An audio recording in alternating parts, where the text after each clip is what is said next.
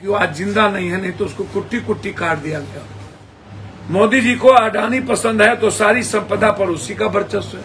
शिव ने तीनों मूलवासी आदिवासी जो कबीला था, तीनों की कन्या से विवाह रचा के वसुदेव कुटुंबकम की बात की, तब भी हम जाति नहीं है।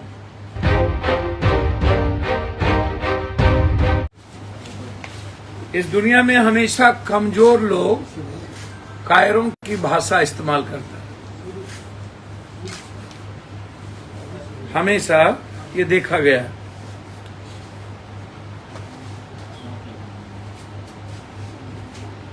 पहले तो मैं कथाकार प्रेमचंद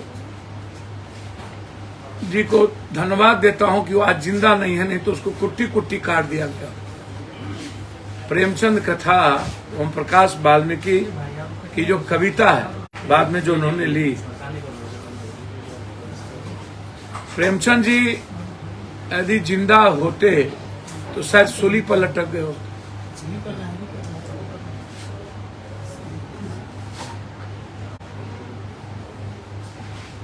इतनी फिल्में बनी है जिसमें विलेन ठाकुर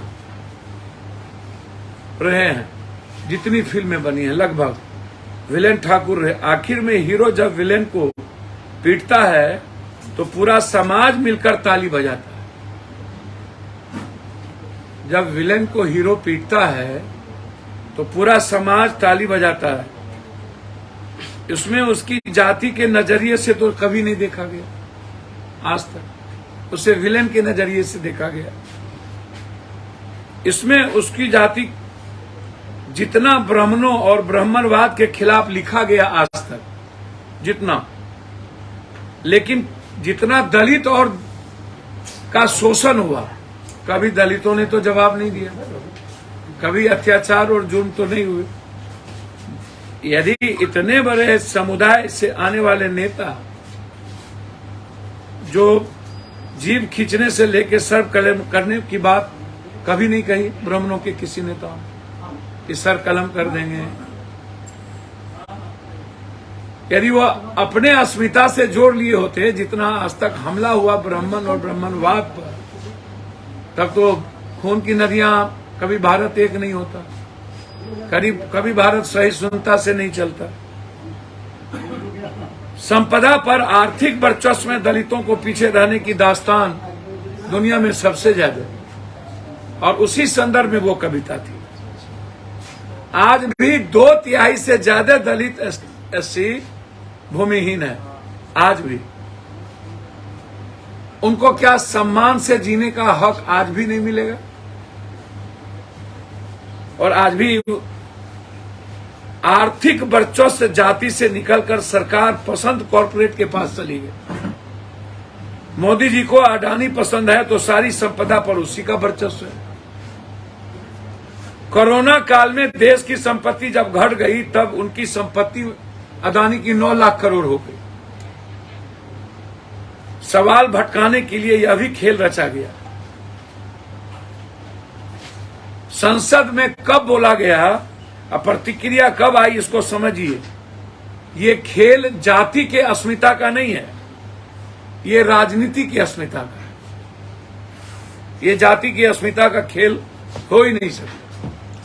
मेरा भगवान बिरसा मुंडा से लेकर पेरियार, सावित्रीबाई फुले, महात्मा फुले, संत रविदास, वाल्मीकि, दुनिया में मूलवासी आदिवासी, शिव से लेकर के महाभारत के कृष्ण तक। मेरा सवाल इस देश के बौद्धिक लोगों से है, अर्जुन क्षत्रिय थे, युधिष्ठिर क्या थे? ब्राह्मणों जानते ब्राह्मण। न 5 भाई नकुल सहदेव क्या थे? शूद्र, वैश्य। भीम क्या थे? सिर्फ अर्जुन को ही क्षत्रिय क्यों कहा गया? युधिष्ठिर क्षत्रिय की कतार में खड़े क्यों नहीं हुए? क्योंकि उन्होंने अंतिम सत्य जो ब्रह्म का रूप है और जीवन का जो रूप है उसको समझने में पीछे वो नहीं रहे। सारे विचारों का, सारे जातियों का, वर्ग का, व्यवस्थाओं में सबसे अधिक सम्मान यदि ब्रह्मणो जानती ब्रह्म का है तो शूद्र जिसने मानव जीवन के निर्माण में सबसे महत्वपूर्ण भूमिका निभाई वह भी श्रेष्ठ कर है।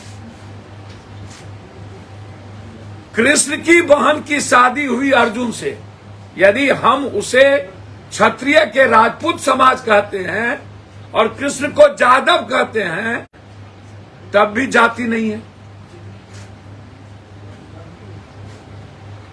कृष्ण की बहन की विवाह अर्जुन से और अर्जुन की बहन की शादी कृष्ण से, तब भी हम सब लोग रिश्तेदार हैं।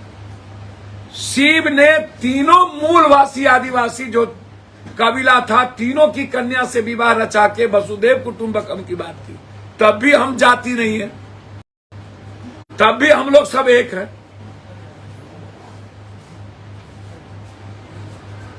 हर वर्ग का और हर वर्ण का हर विचारों का सम्मान इस दुनिया में हुआ है, चाहे वो ब्राह्मण हो जाति के आधार पर, चाहे वो क्षत्रिय हो, चाहे वो वैश्य हो।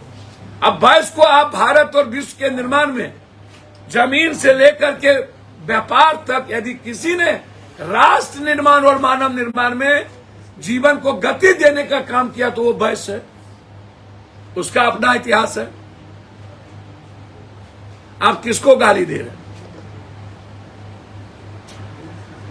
सुदामा ने जहर पी लिया न हो, कृष्ण को गरीब नहीं न बनने दिया और राजा से रंग सुदामा हुए ना,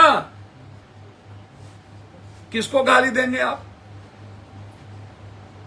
आप हमको बताइए।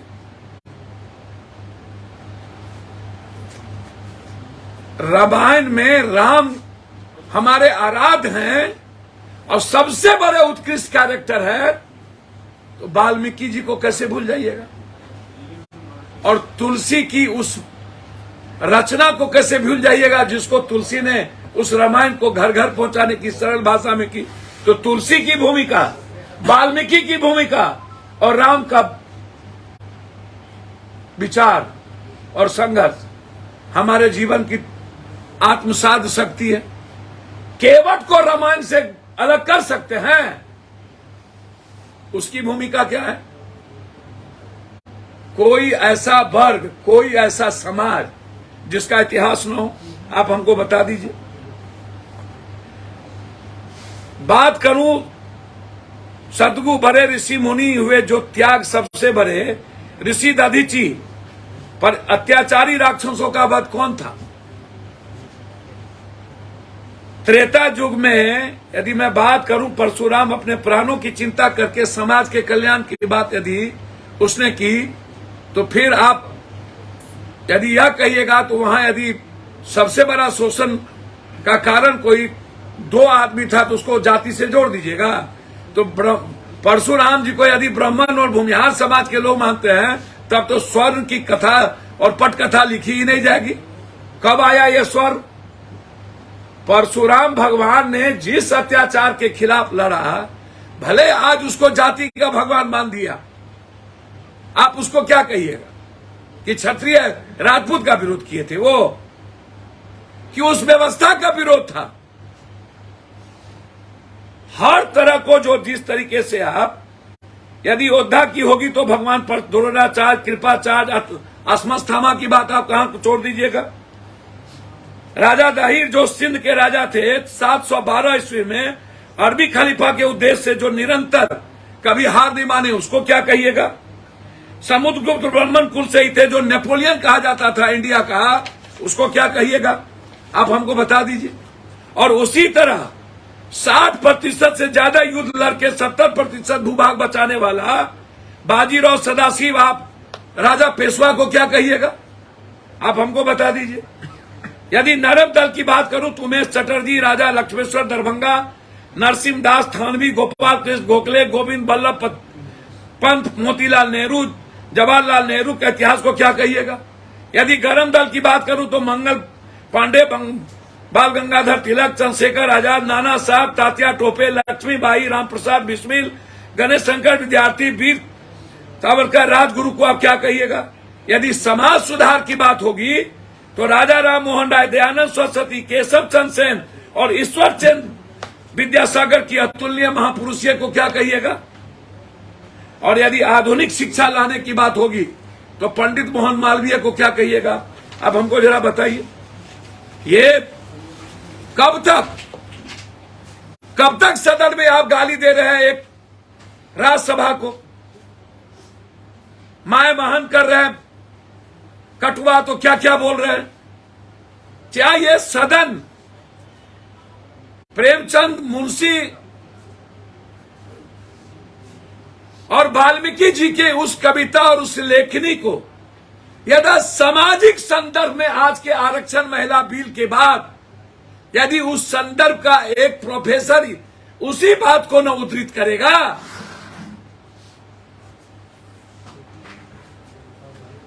जबकि उसने खुद कहा कि यह जाति पर नहीं लेना चाहिए, खुद पहले बोल दिया और हो भी नहीं सकता। आधुनिक भारत की कल्पना करने में किसी जाति और धर्म को, मजहब को आप कमजोर नहीं देख सकते हैं। और ये सही है कि आज भी दलित, आज भी जो गरीब है, वंचित है, निषाद है, मल्लाह है, केवट है, नुनिया है, शर्मा है, झोला है, शाह है, चंद्रवंशी है, कमार है, कुम्हार है, आज भी राजनीतिक, सामाजिक, आर्थिक रूप से उसके पेट खाली है, उसका स्कूल खाली है, उसकी आर्थिक स्थिति बुरी है।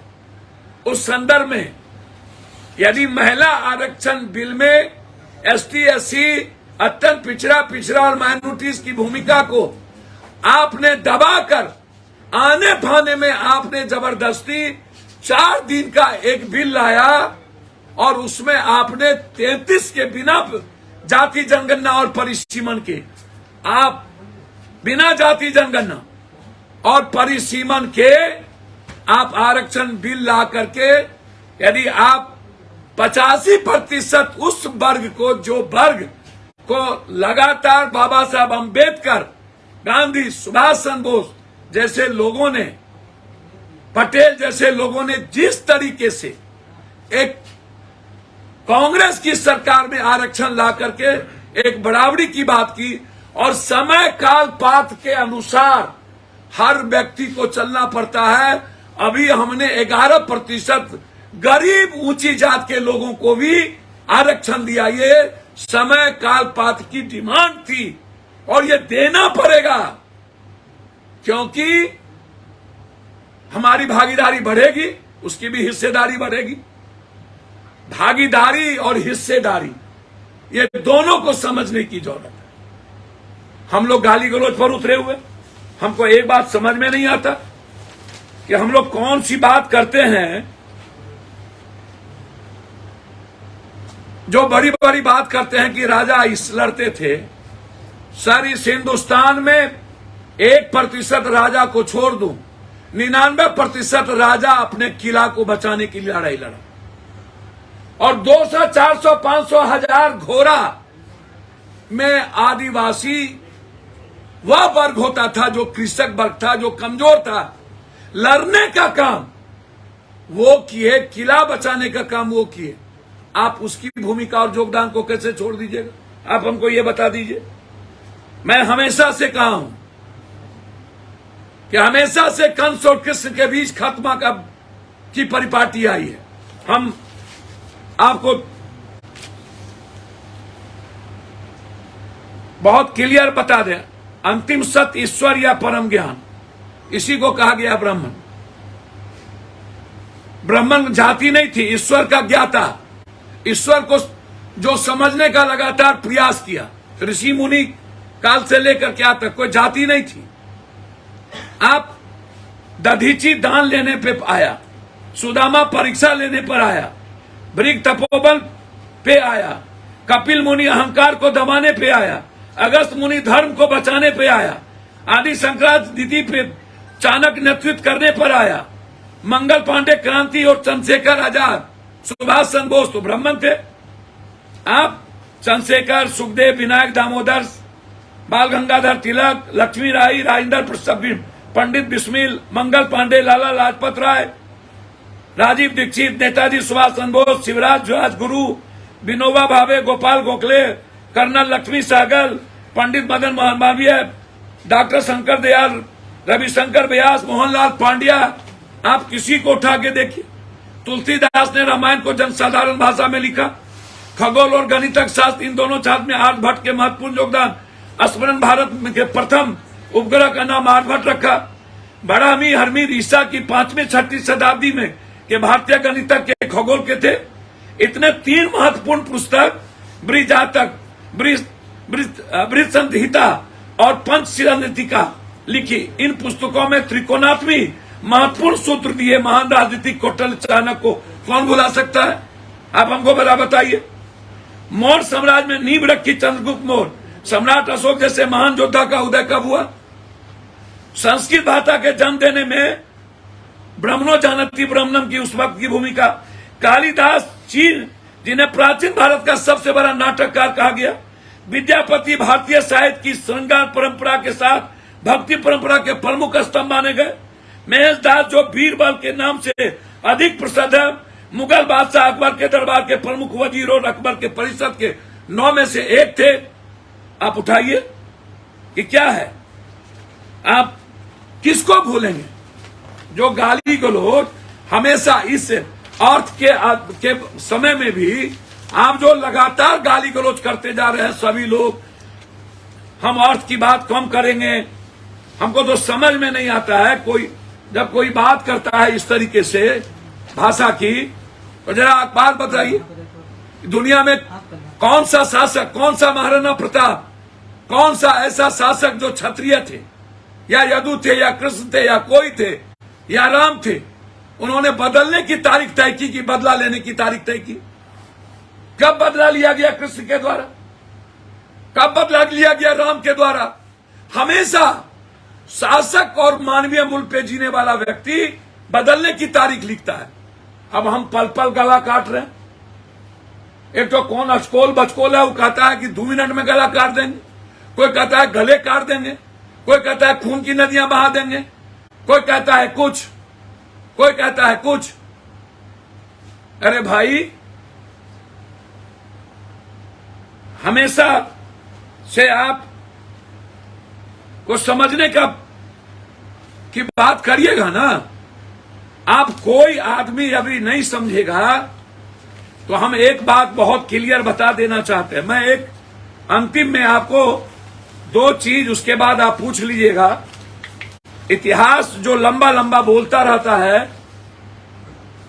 ब्राह्मणों का कार्य अध्ययन, वेदों की शिक्षा, यह करना करवाना तथा उनका काम दान देना।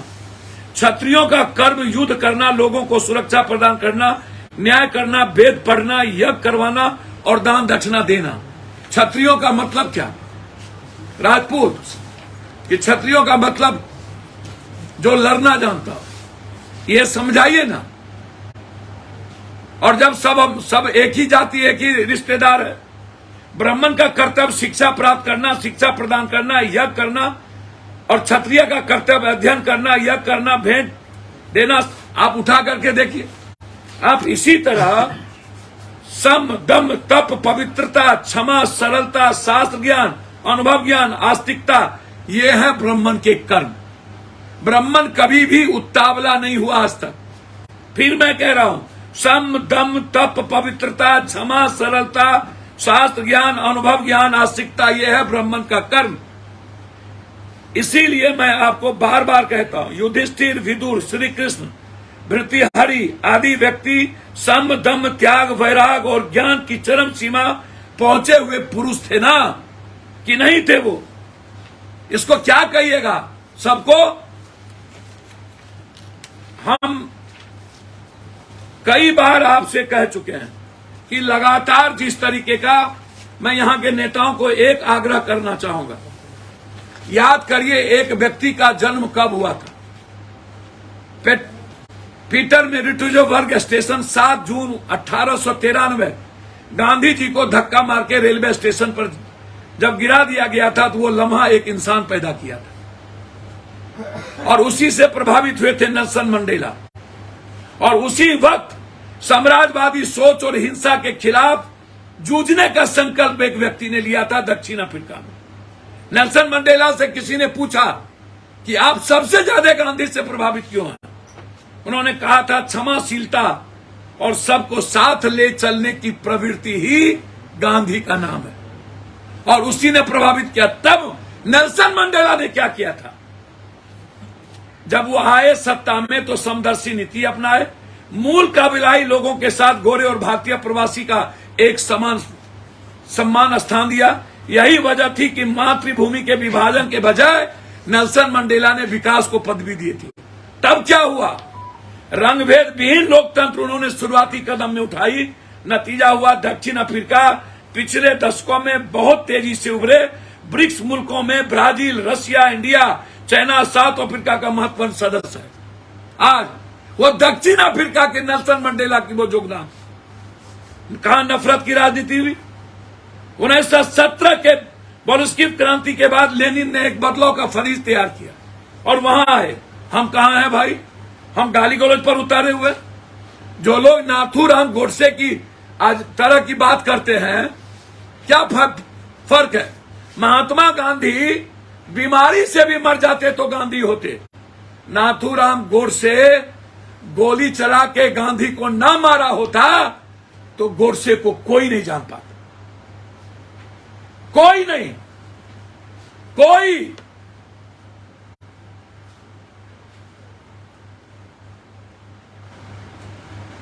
इसीलिए समूह, समाज, विचारधारा से ऊपर कुछ नहीं। आप लड़िए, आज भी हमें लड़ना होगा समाज के 85% लोगों के लिए, लेकिन जौड़ी नहीं है कि किसी जाति धर्म को गाली देकर, कभी गीता को गाली, कभी रामायण को गाली, कभी कुरान को गाली। सदन में जिस तरीके से मां बहन कटवा कहा गया, ये भारत में ही संभव है ना हो। कब जन्म लेगा नेल्सन मंडेला? भारत के एक गांधी ने नेल्सन मंडेला को जन्म देकर दक्षिण अफ्रीका को दुनिया का नंबर 1 बनाने का प्रयास किया। फिर वही भाषा। आप हमको एक बात और याद रखिएगा, गोडसे के भाई गोपाल ने क्या कहा था, इसको आप ख्याल रखिएगा। गोडसे और गांधी पृथक विचारों के दो प्रतिनिधित्व थे। गोडसे और गांधी के बीच फर्क क्या था, इसको आप समझिए, कायम रहेगा। ये जो विचारधारा है ना, ये सबसे महत्वपूर्ण है। और अभी नेताओं की जो विचारधारा है वह मानवता का नहीं है, लोकतंत्र का नहीं है, संविधान का नहीं है, वह हिंदुस्तान के 140 करोड़ लोगों की आर्थिक आजादी का नहीं है, वह 1 नेशन 1 हेल्थ 1 एजुकेशन का नहीं है। सिर्फ राजनीतिक व्यवस्था को सुधारने के लिए कोई जाति व्यवस्था इसमें नहीं आती है। इससे और क्षत्रियता का जो युद्ध था, पराक्रम था, उसको कुछ गलत लोगों ने इतिहास को और गलत तरीके से समाज में नए जनरेशन में गाली गलौज करके अपमानित किया है। ये गलत है। हमें गर्व है हर विचारधारा के साथ, हर वर्ग, वर्ण और जाति के किए हुए इतिहास पर हम उसका सम्मान करते हैं। लेकिन जिस तरीके से आज बीजेपी या अन्य लोग लगातार इसको काट दो, उसको कर दो, ऐसे लोगों को राजनीति से रोकना चाहिए। इसके पीछे बड़ी शक्ति है जिसमें बीजेपी की भूमिका है। जब जब बीजेपी हारती है तब तब हमेशा हर 1-2 महीने के बाद ऐसी विचारधारा लाता है, जो सदन में इसके पहले एक राज्यसभा सांसद के साथ किया गया।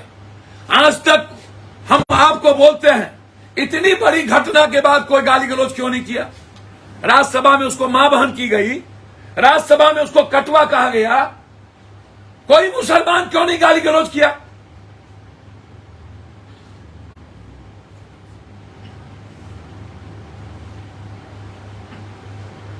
यहां तो जाति पर कोई बात नहीं थी। और जिस तरीके से मैं मनोज झा जी का as a political, as a professor बहुत सम्मान करता हूं, वो इतिहास की ही बात करेंगे। गांधी पर जब बम से हमले हुए थे ना, तो सरदार पटेल गए थे सुरक्षा देने, बोला नहीं लेंगे, नहीं लेंगे। और मनोज वाजपेयी को सुरक्षा की जरूरत नहीं है जहां विचारधारा। लेकिन जिस तरीके से मनोज झा जी को, जिस तरीके से करनी सेना के नाम पर, मैं करनी सेना की बात नहीं कर रहा, लगातार उनको फोन पर धमकी, काट देंगे, मार देंगे। जब तक पप्पू यादव और हमारी पार्टी जिंदा है, दुनिया का कोई बड़ा कंस क्यों न पैदा हो, कृष्ण के अस्तित्व को और दुनिया के श्रेष्ठ कर विचार को कोई मिटा नहीं सकता। पप्पू यादव हर परिस्थिति में मैं खड़ा हूं, कंस को मिटना ही पड़ेगा। उतावलापन इस देश की मर्यादा नहीं है। हम आए हैं वसुधैव कुटुंबकम के लिए, हम जाने जाते हैं सर्वधर्म संभाव के लिए, हम जाने जाते हैं सार्वभौमिकता के लिए, और हम जाने जाते हैं सहिष्णुता के लिए। नफरत का कोई आधार नहीं है। मोदी जी और भारत के नेता नेल्सन मंडेला से तो सीखो। मोदी जी गोरसे गोली चलाकर हत्या करके नाम कमा लेगा। आज भी कई गोरसे किसी को गाली, किसी जाति को मां भंग करके अपना नाम कमा लेगा, लेकिन वो इतिहास पुरुष, युग पुरुष नहीं हो सकता है। हम मनोज झा जी के साथ खड़े हैं, स्टैंड के साथ खड़े हैं। किसी भी परिस्थिति में कोई भी व्यक्ति किसी समाज के समुदाय, वर्ग, जाति को के साथ नफरत के आधार पर देखेगा, रामायण हो या गीता, कुरान हो या बाइबिल, मेरे लिए हर विचारधारा सर्वश्रेष्ठ है, सर्वोत्तम है। किसी को गाली देने वाले के खिलाफ पप्पू यादव से लड़ना होगा। बहुत बहुत धन्यवाद। नमस्कार। एक सवाल आपने कहा भाजपा की साजिश है, तो क्या आनंद मोहन भाजपा से गाइड हो रहे हैं? सर, मैं नहीं जानता हूं। मैं भाजपा की बात की, भाजपा के एमएलए, भाजपा के लोग क्या बोल रहे हैं, कौन क्या बोलता है, मुझको नहीं पता। पप्पू जी, विवाद तो आपके मित्र, उनके बेटे ने खड़ा किया। सर, मैं कह रहा हूं कि मेरे भाई हैं युधिष्ठिर, अर्जुन, नकुल, सहदेव भी तो भाई थे ना। अर्जुन की बहन और कृष्ण की बहन भी तो रिश्तेदार थे ना। यदि तुलसी का महत्व है तो वाल्मीकि का भी दुनिया में महत्व है ना, राम का भी महत्व है ना। एक दूसरे के पूरक हैं। जिस किसी ने भी, मैं समझता हूं कि मैं और लोगों की तरह नहीं बोलूंगा, मैं सलाह भी देने के लायक नहीं हूं, मेरी औकात भी नहीं है, लेकिन मनोज झा जी के साथ उनके सम्मान और उनकी हिफाजत के लिए खड़ा रहने का ताकत और दम मुझ में है। सर, एक आदमी कहता है कि जी खींच लेंगे और आप कहते हैं उनको बचाएंगे, तो क्या? सर, मैं बचाने की बात नहीं किया। मैंने कहा कि हर तरह के जाति, धर्म, वर्ण और वर्ग और विचारों का सम्मान के लिए पप्पू यादव और हमारी पार्टी मरने को तैयार है। हम किसी जाति और किसी विचारधारा के कारण ना तो किसी का जीव खींचेंगे, ना तो किसी का गर्दन काटेंगे, ना तो खून की नदियां बहाएंगे। खून की नदियां सिर्फ गरीब के लिए बहेगी। गरीबी मिटाने और गरीब जैसे सब को खत्म करने के लिए खून की नदियां बहेगी, अपनी राजनीति की दुकान के लिए और खुद की महत्वाकांक्षा के लिए नहीं।